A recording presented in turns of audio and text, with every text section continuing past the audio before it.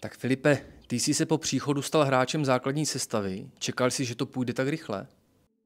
Tak určite som to až tak nečakal, že ten začiatok bude pre mňa, že dostanem toľko priestoru od trénera, ale veľmi si to vážim, že vlastne už do prvého zápasu som mohol hneď nastúpiť v základe.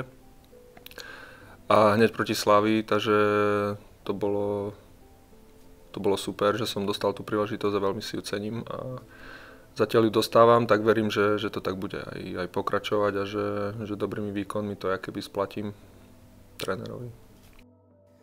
4 roky si hrál za Michalovce, pro fanoušky Slovácka si byl velkou neznámou, nicméně ty máš za sebou i angažmá v Itálii. Můžeš fanouškům přiblížit svou dosavadní kariéru? Tak vlastne vyrastal som v mojom rodnom meste v Rožňave. Potom som sa posunul v 12 rokoch do žiackych kategórií do Košíc, čo je vlastne krajské mesto.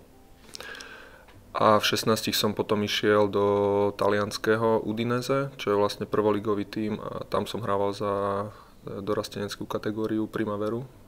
Tam som pôsobil vlastne 4 roky. A 2 roky boli také ťažšie, keď som sa trápil so zranením a potom som vlastne mal príležitosť, keď som mal 20 rokov, prísť naspäť na Slovensko do Michalovec, takže potom som sa tam posunul a mohol sa vlastne rozvíjať v tom mužskom futbale už. Jak se vlastně zrodil tvůj příchod na Slovácko? Tak po konci minulej sezóny som tak chcel nejakú zmenu v tej mojej kariére, niekam sa možno posunúť. Riešili sme to s agentom, aj keď už to nevyzeralo nejak optimálne. Tak vlastne koncom júna, neviem, jak sa to u vás povie, 6. mesiaca, vlastne prišla možnosť prísť na skúšku do Slovácka. Tak som si povedal, že určite, že nemám čo stratiť a keď to aj nevidie, tak budem mať dobrú skúsenosť a chvála Bohu to vyšlo, takže že som tu mohol podpísať zmluvu. Stihl si už poznat nejmenší město v lize, Uherské Hradiště? Tak to mesto nie je nejaké veľké, ale jasné, aj s rodinou sme si tu boli poobzerať a nám zatiaľ všade, kde idem, tak sú to také malé mestečka, takže až na tie Košice, takže mi to vyhovuje a sedí mi ten typ mesta, že je tu taký väčší kľud, není tu taký ruch a takže veľmi sa mi to páči. Jaké jsou tvé pocity z nového prostředí a kabiny? Znal si někoho, když si přicházel? Tak vedel som, že tu pôsobí vlastne Paťo Blahu zo Slovenska. On sem prišiel pol rok predtým. A takisto, keď som si čekoval ten tým, tak som si všimol hneď, že Milan Petržela tu hrá. Ale inak som veľmi nepoznal chalanov v kabíne. Co jsi vlastně věděl a víš o fotbalovém Slovácku? Tak akože, keď mi agent hovoril o Slovácku, že by som tu mohol prísť na skúšku, tak som si to hlavne spájal vlastne s mojím bývalým spoluhráčom z repre, Michalom Tomičom, keďže viem, že on tu pôsobil. Nejak veľmi som nepoznal klub ako Slovácko, ale keď som si ho jakoby pozeral, tak vedel som, že furt hrali v tej prvej, alebo posledné roky hrali v tej prvej šeske skoro stále. Takže vedel som, že to je kvalitné mužstvo a vlastne pred 2 rokmi aj vyhrali ten pohár a hrali európsku súťaž, takže čo bol veľký úspech. Před sezónou bylo v týmu hodně změn. Už si to sedlo, nebo je to ještě na nějaký čas? Tak povedal by som, že je tu nejaká kostra toho týmu, aj tí skúsenejší hráči a doplnil sa ten káder a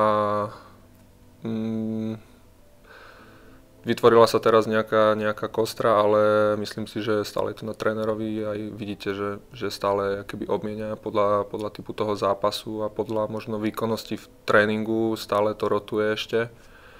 Tak myslím si, že stále to stavia podľa súpera a verím, že sa to ešte zastabilizuje viac akoby. Defenziva zatím drží. Jak bys z pozice obránce zhodnotil vstup do ligy? Tak veľmi aj mňa osobne teší, že sa nám podarilo vlastne 5 zápasov udržať čisté konto, čo si myslím, že je dobrá vizitka. Myslím si, že to není len čisto o defenzíve, ale je to práca celého tímu a veľmi nám pomohol aj brankár Hečis, takže je to zásluha celého tímu, ale je to dobré, že inkasujeme málo gólov. Máme za sebou Spartu, Slávii, Baník, Boleslav. To jsou pohároví zástupci. Měl na zápasy nějaký vliv jejich nabitý program? Tak myslím si, že určite hlavne tá Slavia Sparta to prerotovala a možno tí hráči neboli tak zohratí, ale myslím si, že majú dostatočne silný káder aj tí hráči, čo možno nedostávajú toľko priestoru. Takže my sme radi, že sa nám s nimi podarilo uhrať dobré výsledky a ceníme si tie body. Jak hodnotíš Českou ligu? Překvapila tě něčím?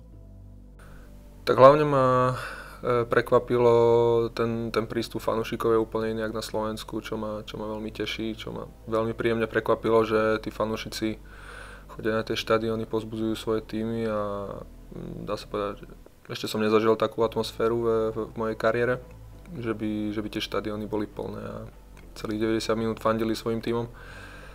A myslím si, že typologicky sa mi páči tá liga, aj mi celkom vyhovuje, to viac taká súbojová, možno aj fyzicky náročná, čo aj pociťujem v tých zápasoch, takže som rád, že som sa mohol prísť a hrať túto ligu. Doma jsme zatím neinkasovali, ale na druhou stranu jsme dali jen jeden gól, ten byl navíc vlastní.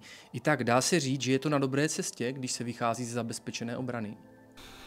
Tak stále si to pred zápasom hovoríme, že potrebujeme hlavne v defenzíve nedostať gól a máme dostatočne kvalitných hráčov, či už v strede ihriska alebo aj v útoku na to, aby sme potom si vytvorili nejaké šance, akurát možno nám chýba trošku za efektivita v tom predu, ale verím, že keď budeme dôsledne pracovať, takže to príde a že budeme dávať viacej gólov.